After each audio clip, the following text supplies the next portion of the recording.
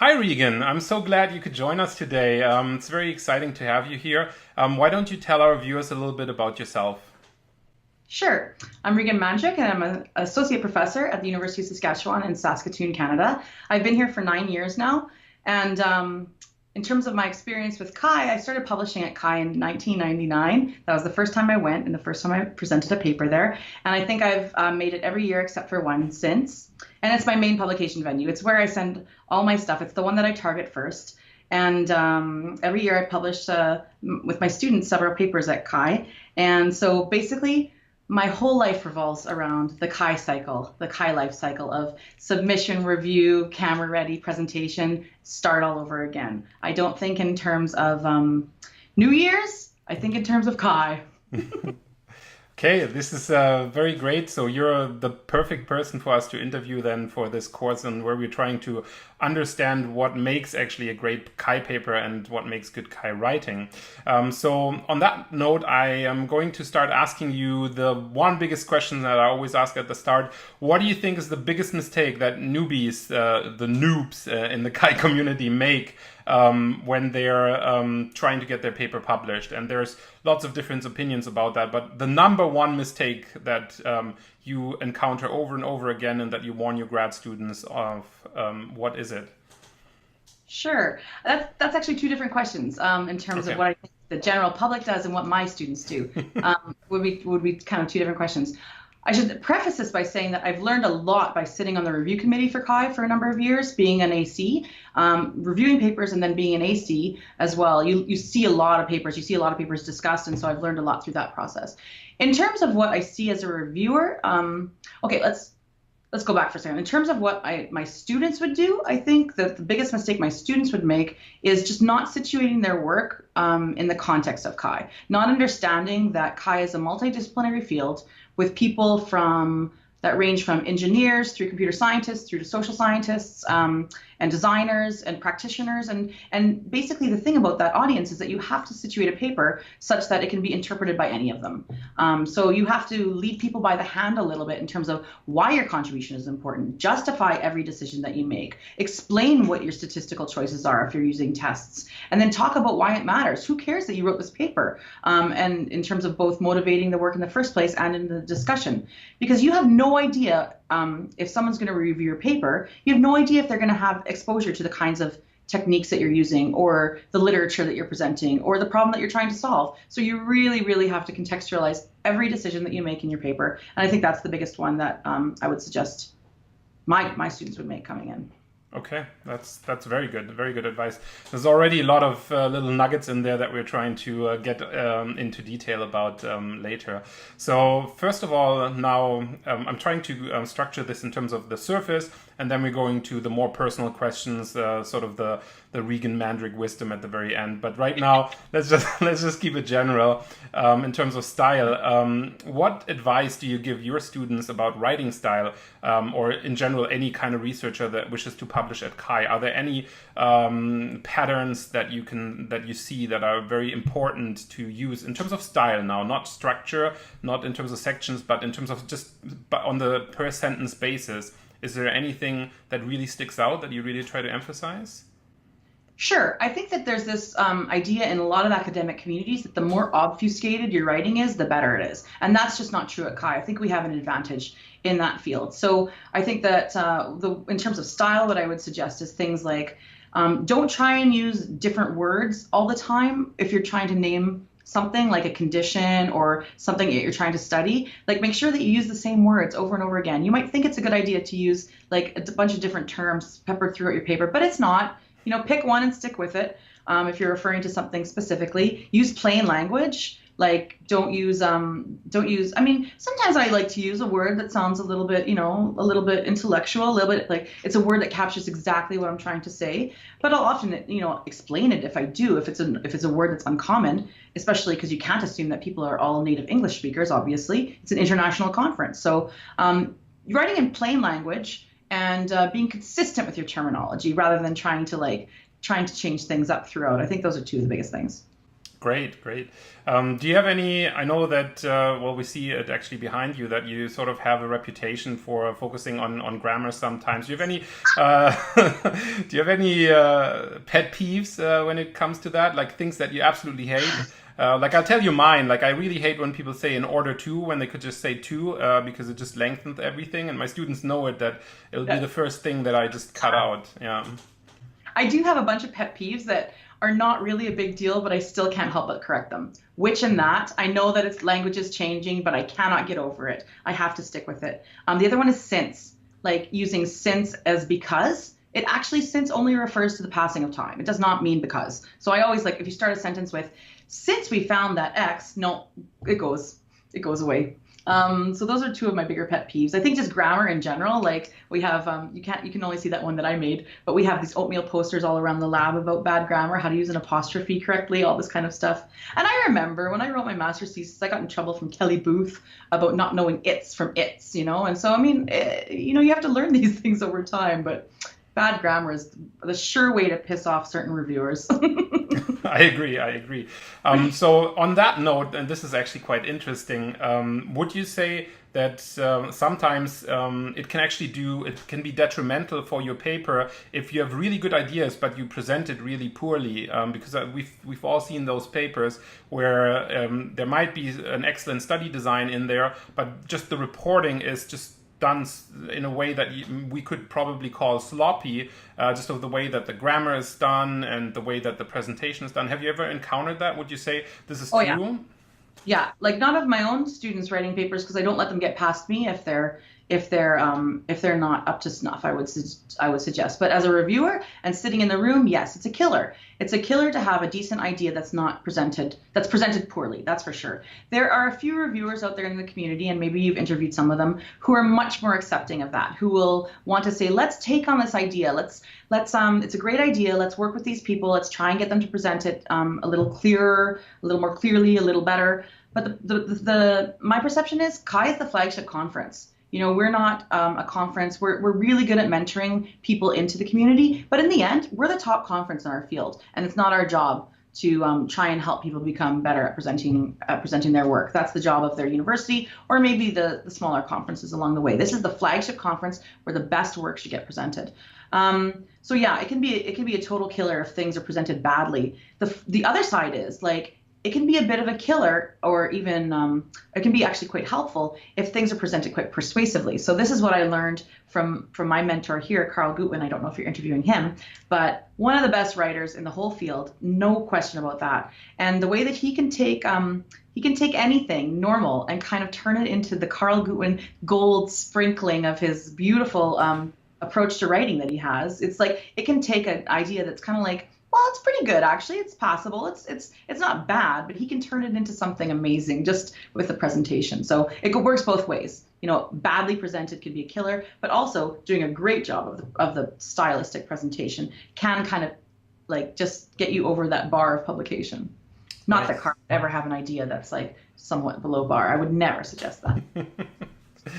Okay, so since we've already started this, and you've already mentioned Carl as an example of excellent, great writing, are there any papers that come to mind of recent history in CHI that you've read that are examples of great writing, something that you've read and you just said, wow, this was stunning? And if you don't have anything, it's fine, just in case you remember. I wish you'd given me some notice about the questions, but because I have encountered papers where I've been like, that is just a beautifully written paper, and I think that I could have come up with specific examples. Off the top of my head, it's a little bit harder. I'll just follow up with you, and you can just send me some. Basically, like I would suggest that there are papers that are written by Carl, either in CHI or in CSCW, where you just read them and go, yep.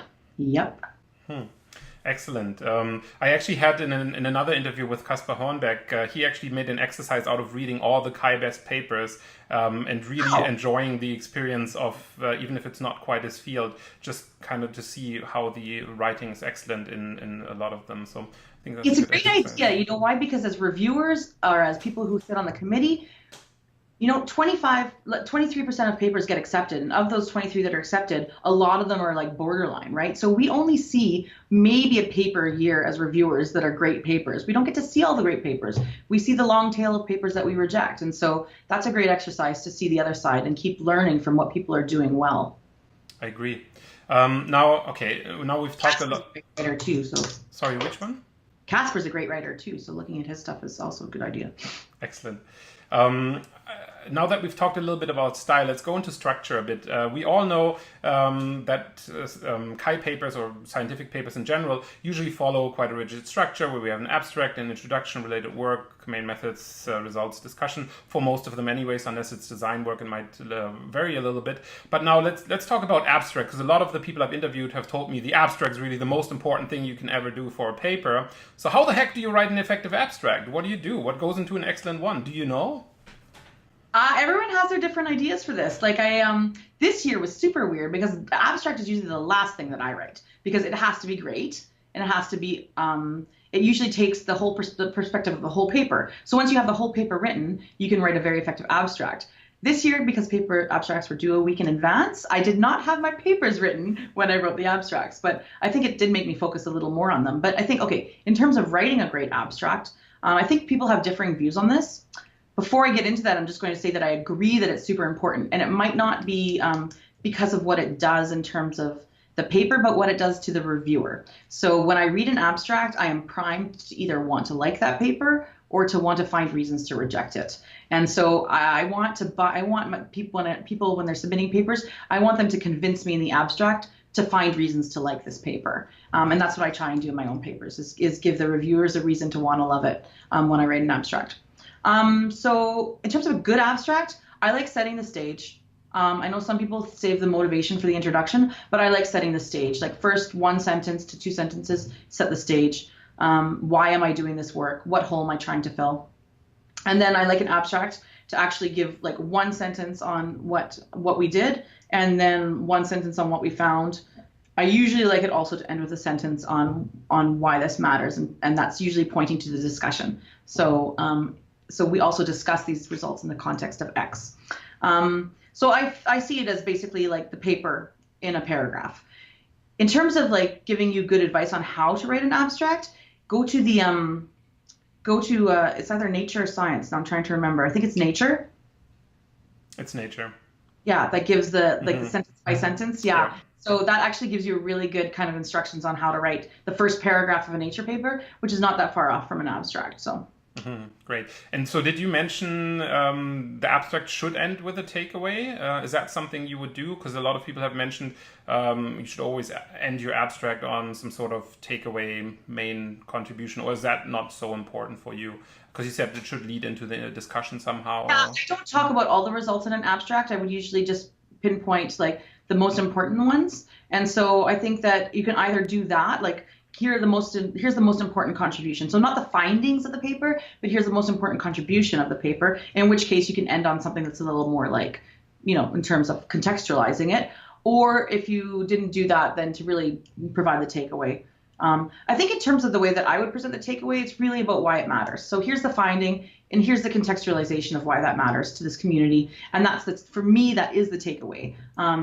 We don't do the kind of work, even though I'd love to sometimes, where it's like no one's done this experiment before, and so we did it, and here's what we found. That's not the kind of work that I tend to do, and it's not the kind of work that we tend to see at Chi. We tend to see work at Chi that really matters for some group of people, and so contextualizing it for me is the takeaway. So yeah, I agree with that. Okay, so having talked about the abstract and kind of everyone kind of agreeing it is important, let's look at the other structural units of a paper. What other structures do you think are important, and does it always work to structure a paper like we do with related work, methods, results, discussion, limitations, future work? Or are there exceptions? Have you done any experiments yourself where you've not followed that rule? And I did one this year, so we'll see how it goes. Okay. I do think that, yeah, that's the traditional structure, and it works, and it makes sense to work that way. And I'm very specific about how I approach structure of my papers. So I always start with results. That's the first thing I actually write, unless I write methods first, because you have to understand your results to understand your story. And so for me, it's all about the story of a paper. Yes, you have a hypothesis that you test, but for me, the hypothesis testing isn't the story. The story is like the kind of the five questions approach, which I guess I'll talk about when I talk about introductions. But so I always write the results first, and then I write the introduction to contextualize the results. For me, the introduction is the most important part of the paper, and when I say it depends on what your goal is, it really is your goal to write the best paper possible? Is the goal to represent your work as best as possible, which it should be? But is your goal to get your paper accepted? We talk about things that are rejectable. So, badly presented results, instant rejection. Badly presented introduction, probable rejection. A few things in related work that are missing, rebuttable. so in terms of prioritizing those things that will cause a paper to be rejected versus things that might get you through to the revise and resubmit cycle, I always tend to prioritize those things that cause papers to be rejected. This is a little bit pragmatic. It's a little embarrassing to actually say it out loud, but it's a strategy that's worked well for me. My hit rate is pretty high in terms of getting papers accepted. So I'm just going to keep going with it. And okay, you asked if I did anything different this year. I did. So I've been collaborating with a lot of psychologists lately, and papers for their journals don't have a related literature section. Often it's just introduction and related literature kind of mixed into one section. So it's introducing the ideas and contextualizing them in the literature right away.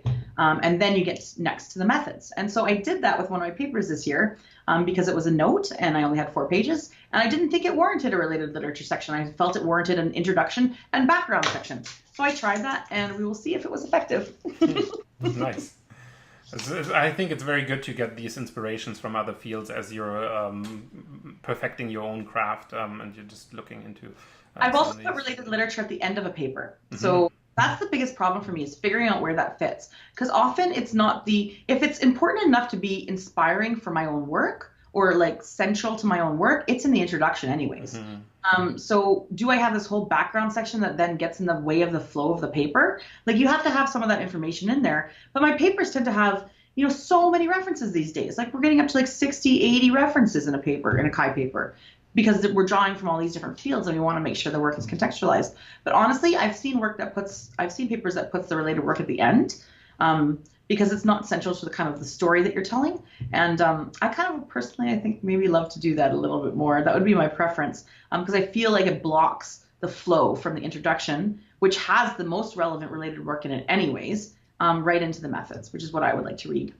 It's very interesting because there's a huge discrepancy. Some of the other people I've interviewed have mentioned the same thing, and actually their aversion against this structure in other computer science fields where the related work is at the end. So it'll be interesting to see as I interview more people what the consensus is, if there is any on I might hate it if I actually tried it, but I'd like to try it. Nice. Okay, so now we've talked a little bit about structure. Let's talk about content, and that kind of veers off into what type of research should we be doing that's interesting for Chi. So do you have an idea? Obviously, you yourself have done some really hot topics and good research that got you published and got you best papers. What type of research content do you think Chi is generally conducive to? And what are the big no-nos? I do remember a certain lab meeting where Carl actually mentioned some fields that are not very sexy, and I don't want to put this in the interview, but are there any things that you think work just really well? Let's keep it at that. There are things that I think work really well for Chi that are like a very positive representation of Chi. So things that are about interfaces that apply equally well in terms of research and design, great. If they have implications for design, great, they fit. If things are not quite so sexy, but they're kind of like, modeling human performance. Sorry, Andy and Carl. They think it's sexy, whatever. I think it is a little bit. Those are actually really good for Chi too. It's a great community to publish that type of work because there's a body of people who understand that work. I think when we get off into things that I think understanding the computer and the like it's HCI, right? Anything around the I, perfect. Sometimes you get things that are around the H that are a little bit like, is this Chi? Like I remember discussions about papers, and I can't get into specifics, but in program committee meetings where it was really about understanding people, but it wasn't really contextualized in their use of technology in any way. So for example, this is not one of the examples, but I do work in like persuasive technologies, right? So understanding how technology can be used to persuade people to make healthier eating choices. Should I publish a paper about how people eat, like about, things around what people are eating and how they're choosing to make their eating decisions at Kai. Like if it's not contextualized in the context of a persuasive technology, is that the right venue for it? Probably not. So if it's just about the H, or if it's just about the C, and it doesn't have any kind of human element in it, then probably not as well. And that's, I think, where we tend to get out of scope. But there is definitely this idea of in my own research, I think, yeah, that's a Kai paper. That's clearly what they're looking for. It's the kind of paper you see. And then sometimes I have other work that's a little bit borderline, and I think, is that really Kai, or is it maybe better at another venue? But so there is definitely the kind of this like prototypical Kai paper, in my estimation, anyways, the ones that I've been exposed to. So that brings us to an interesting other discussion that has been happening in the Kai community about systems versus evaluation papers. And I know that, and I hope I'm correct with that assessment, but I do think you're more on the evaluation side, even though you've done system stuff as well. What do you think in terms of openness? I know that there has been a shift in recent years in terms of openness towards systems papers, but there has also been a discussion that it is actually quite hard to get systems papers that just describe the design of the new system into Kai, right? Like, is that more the C for you if you're talking about the HCI? Yeah, I guess so. Like when you talk about systems papers, and I'm perceived often as a systems person because I tend to build stuff, right? So so I do get asked to sit on systems committees, both at CSCW and Kai. But I think that it's like, for me, it doesn't have to have a user, like an evaluation with people. Like it doesn't have to have an evaluation of people in order for it to be a Kai paper. No, but it has to be people focused. So, if the research process is user-centered, sure. But for me, the difference in terms of what's acceptable or not is not about whether or not it's a system. It's about whether it's just an app. Like, did you just design an app and you're submitting it as a research paper? Because then I don't know what the takeaway contribution is. It's not that if you do a user study, suddenly that's going to make that paper acceptable, right? But it's like, you designed an app. What's it for? Like, what is it? How's it going to change our behavior? How's it going to change our fields? Who is going to benefit from understanding about this contribution? That's for me, like, so it's not really so much about systems, which are not research, but for me, it's like, is an application a research contribution? Sometimes, but that's where it does get a little bit borderline, and you have to be very careful about how to contextualize it. Okay, great. So always trying to contextualize with the human in mind seems like a good strategy there for the systems students. The field in mind too. What are people going to take away when you take the takeaway message? When you build a system, when you build an application, when you conduct an experiment, what can other researchers in our field and other fields take away from that? What can designers take away from that? So it's not just researchers, but it's also designers. So what can people take away from that that they'll be able to use in their own work? It's a scientific or a research contribution. I shouldn't say scientific because we have other sorts of disciplines represented at Kai as well. But what is the research contribution? So that's where sometimes some of this application development stuff gets a little fuzzy. Systems work, in the traditional discussion that we have about systems work at Kai, research contribution is clear. If it's stated, I think great, wonderful. Sometimes the apps are a little bit like, where's the contribution? Okay, great. So that brings us kind of to the other side of things, which is the evaluation of systems or of human behavior. And there's certain different approaches of doing that. I know that you have a lot of experience and a great love for statistics and quantitative analysis, but I also know that you like qualitative analysis, and I think a lot of people in HCI do mixed methods. So my question is, do you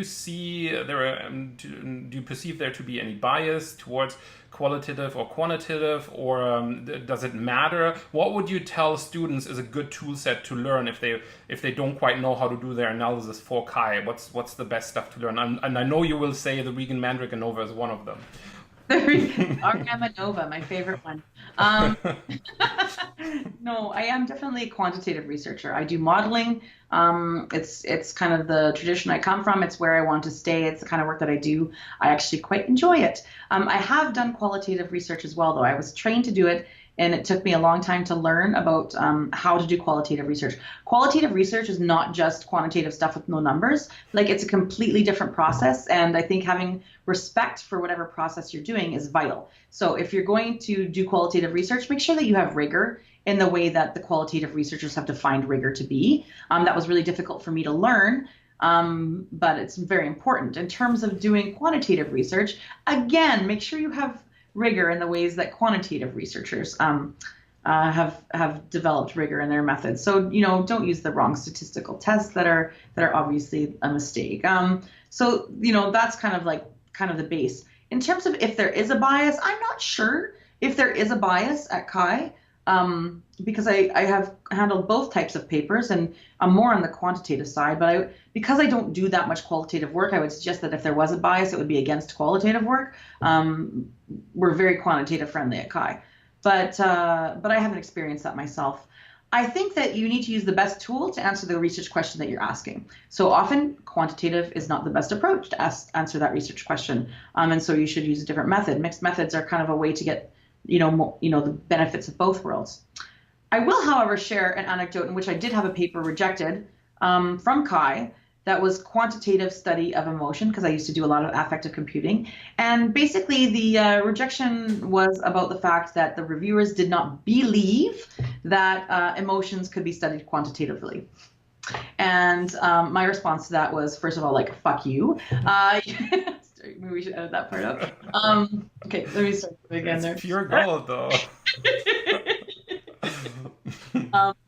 I don't care about your ideology as a reviewer at CHI. I don't care if you don't believe that something can be studied with quantitative. Did I do what I did correctly, and is it meaningful in some way? If you want to reject a paper on those reasons, go for it. But it was really, for me, the most frustrating experience I've ever had with CHI, that a reviewer would suggest that there was some belief that quantitative approaches couldn't be used to study emotions.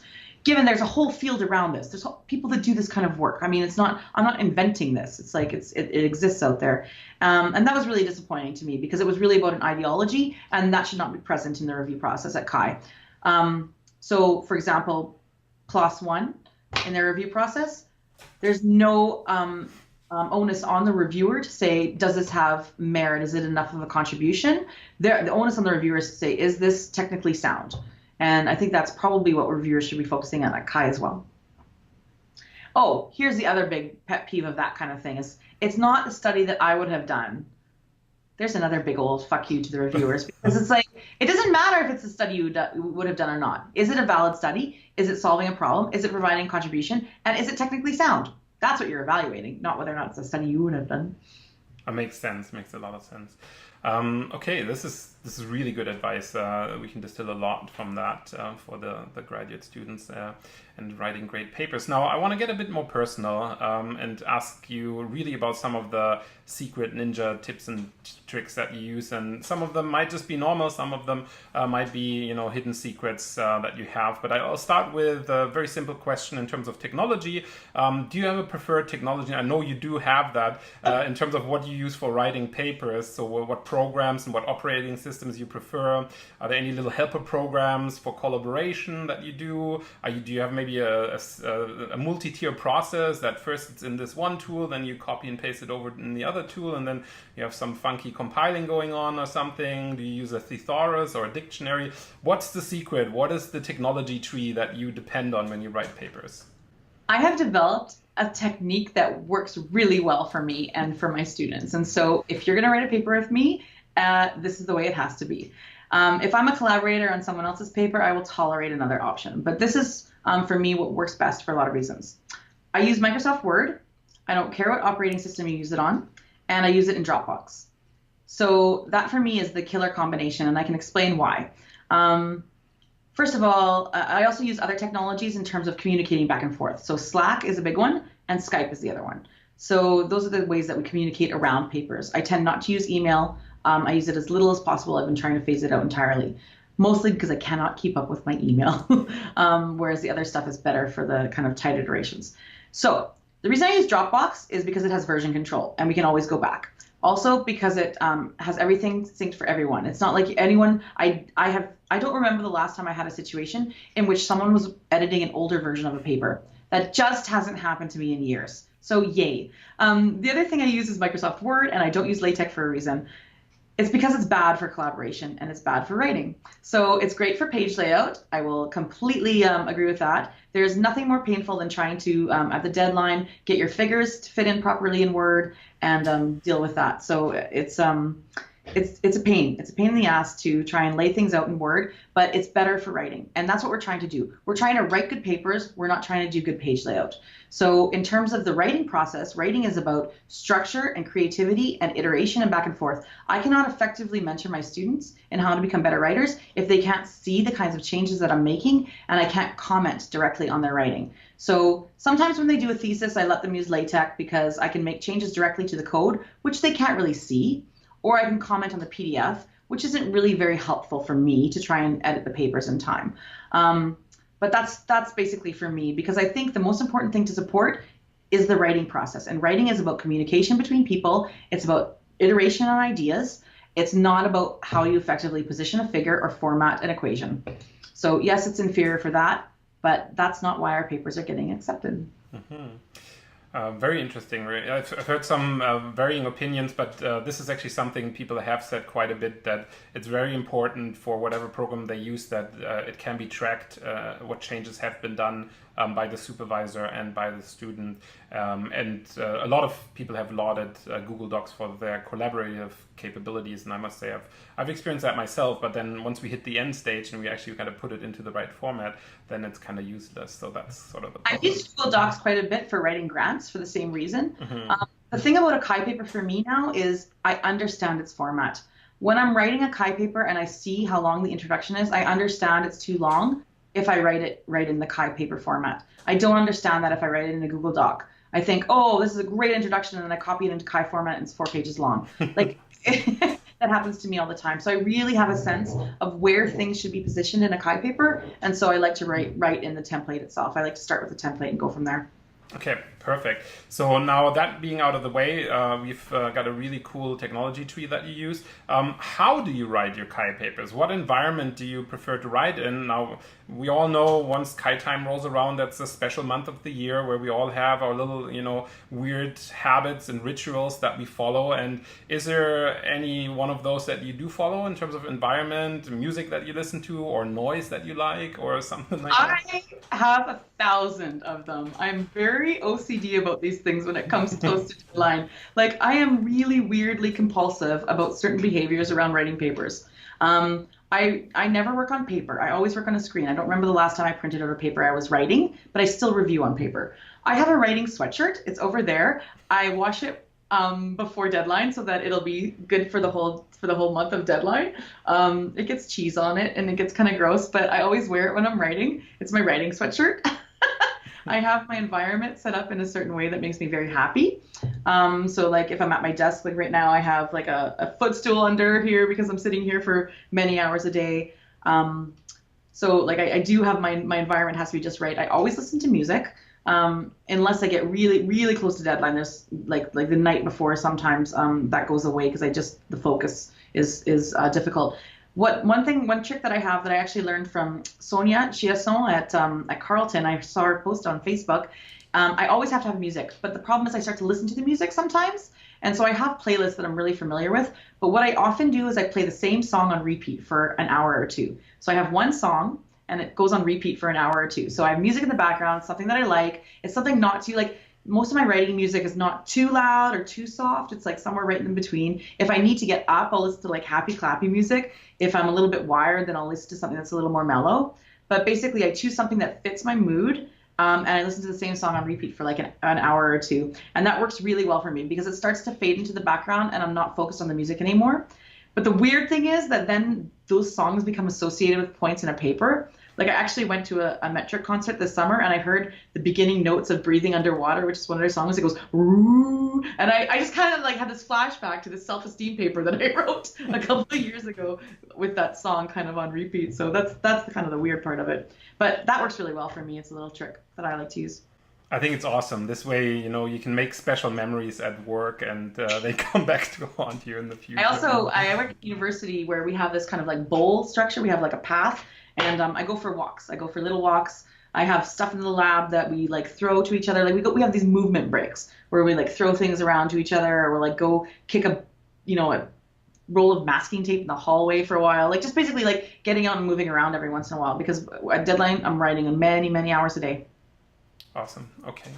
Great. So out of the papers that you've written, now we talked a little bit about your own work.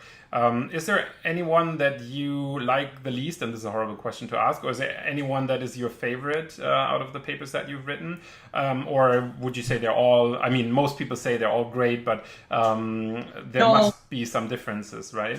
Like when I look back at my older work, sometimes I'm a little embarrassed by some of the things that I did. But for the most part, when I don't like my work, it's because I wish I had more time to get it right. Like I submit something and think, oh, I'll improve it for the camera ready. And then I don't have time then either. And I feel like I could have done a bit better at presenting something. I do have papers that I'm not particularly proud of. That I really wouldn't send out to someone as an example of my work. But I'm not embarrassed. If I'm embarrassed by something, it would not get submitted. Like I would never submit anything that I didn't feel was ready for publication. It's just I'm a little bit of an overachiever, and I like for all my papers to be great, right? So if it's only okay, it doesn't make me very happy. I do have some papers that I really love. Yeah, I have papers that I still. It's not about, like, I'm not talking about the work now. There's some research that I really love, and I kind of go back to those all the time. But in terms of the writing of the paper, there's some papers that I still really love. And it might be because I think I did a really good job, or because my students did a really good job, but it might be just about because it was really reflective of a time in my life where I was, changing focus to a new area, or finally feeling able to publish something that I'd been thinking about for a while, or whatever the case might be, or that it's just something that really came together and coalesced in a really nice way. So personal achievement milestones more than excellence in writing, because I know there's different things. Like in your case, it seems to be the personal story that's attached to it that's kind of important. And other people just have sometimes say, okay, this was, I really hit the nail on the coffin on that one. It was just perfect. I don't know. But I guess there's some that are like that. Like there's a paper, for example, from Kai Play 2015 that it did win it was nominated for a Best Paper Award. It won the 5% award, whatever. It's still, when I read it again, like I still think, yes, that's the paper that we were trying to get to with the introduction. It always pleases me to read that introduction again. And then, there's a couple here or there. There's just work that I'm particularly proud of how they got presented. Yeah. Perfect. Awesome. Now, having talked about your own work, there's also the other people that we have at Kai, and we already talked about some of the people that you admire, that you work with. But are there any particular people that you really admire in the community for their writing? Any Kai researchers that you have a research crush on, or that you would really like to work with in the future, things like that? I wish you'd asked me that before too, because I'm sure I could have come up with something. Yeah. There's some people whose research is always so interesting. And it's kind of probably because it's stuff that I don't do. So people that do like fabrication or do like, a lot of kind of physical, tangible stuff, that's stuff that I really enjoy, but I don't really do a lot of anymore. So like people like Sriram Subramanian and Patrick Bowdish and like these are just people that are doing great work that I'm always excited to see. And I'd be happy to work with any of them.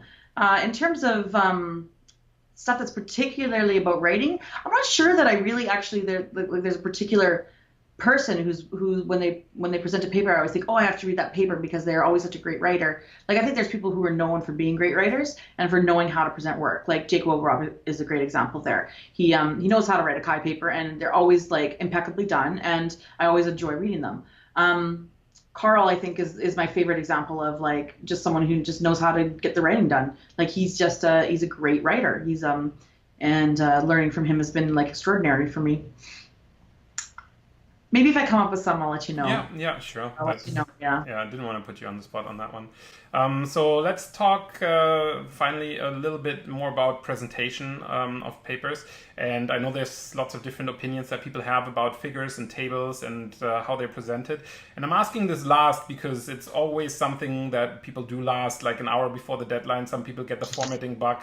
I've actually seen it in our lab this year's deadline. There were certain colleagues that I talked to that were formatting white space, I think 5 minutes after the deadline still. So it is a thing that we do. And would you say that there's anything that is particular for formatting figures to make them Kai ready? I know that you have very strong opinions about space and how to use space and width and height of figures and things like that. I think that I am very particular about figures, just like I'm particular about everything in a paper. And so, actually, the one thing I'm not particular about is reference format. I am because reviewers are, but I really don't care. If I can find the paper, that's all I really care about. But in terms of figures, yes. And this year, actually, because of the way that the abstract deadline was a week earlier, we actually got our figures done weirdly earlier as well, because I felt like introductions needed to be at least outlined before I could write an abstract, or my students could write an abstract. I'm just saying I a lot. But basically that gave us like it changed our work cycle a little bit. And so, for example, on one project, we did the figures this year quite early on. Like, and when I say early on, it was like 4 days before deadline. So it was really quite early that we had those figures. I think I have a method of how I like my figures to look, and so I'll often just tell people to do it that way from the get-go. I think that I have a system that works for me. I export data from SPSS into Excel, and I make my figures in Excel, and I know how to do that. My students know how to do that. I know how to make them look like I want them to look. I'm particular about how they look. They have to be printed off in black and white, and they have to maximize the use of space without introducing any lie factor. Continuous, discrete categories can't be line charts, these kinds of things, right? And so I have a particular way I like my figures to look. But one of my students likes their figures to look a little bit different than mine. And so, if they're first author in the paper, that's kind of a little bit their call, right? So yeah, makes sense. So you gotta have a compromise there. Or collaborators, like Carl has a bit of a different style of figures than I do. So I like to have things, tones of a color, so it prints off in black and white. And I think he prefers to go with like the office standard color scheme, which I don't think prints off as well in black and white, but it looks great on the paper itself. So. So is there any paper that you remember for their excellent presentation, just visually in the paper, if you think about it? And again, like if you don't have anything right now, this is something you could tell me later on if you find something. Of my papers? Either of your own or of papers that you've read, where you say this has been done really well. I think like the self-esteem paper from 2015 that Max and I wrote was a good example of that, because we had so many numbers and mediations to include, and those are really difficult statistical concepts and hard to represent. And I think that it did a good job of that. And so I think that was a really good example of how we actually, I wouldn't say it's the best example ever of figures in a paper, but it was a good example of how we took something really complex and were able to use figures to present it. Nice. Awesome. Okay, well, that kind of concludes most of the questions that I have for you today, and I thank you very much for the time that you've taken.